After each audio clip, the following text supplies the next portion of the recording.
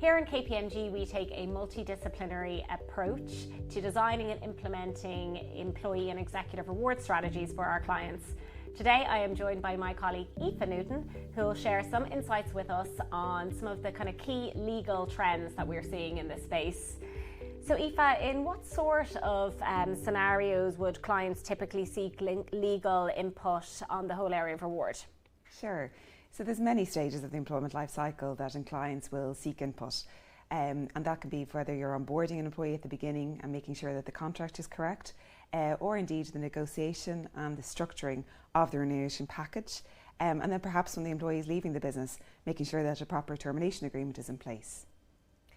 And I know when you look at kind of the total kind of variety of packages and pay types out there at the minute, certainly on the tax side, we're seeing an uptake in management incentive arrangements, particularly equity type arrangements.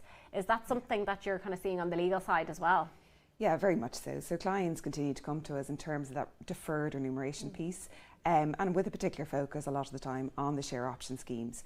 And I suppose then we have a large sector of clients who would have a very large focus on management incentive plans and making sure that those plans align management's objectives for the business with indeed perhaps a private equity investor who might have a focus in terms of investing with a view to an exit, perhaps medium, short term kind of thing. And certainly kind of in my space, we'd see a lot of tax benefits and incentives associated with maybe equity over cash-based schemes, but I know that has to be balanced with some of the complexities that come with implementing or giving away equity from a legal perspective. So you might just touch on some of the key pitfalls and challenges that our clients would experience when it comes to giving away shares in a business.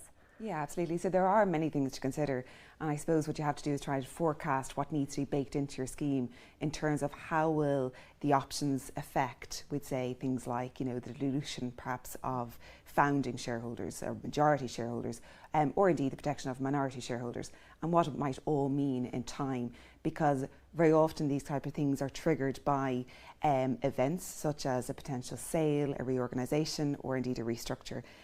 So really important as well to make sure that you're getting the drafting correct and that actually the drafting is truly reflecting the intention of the parties.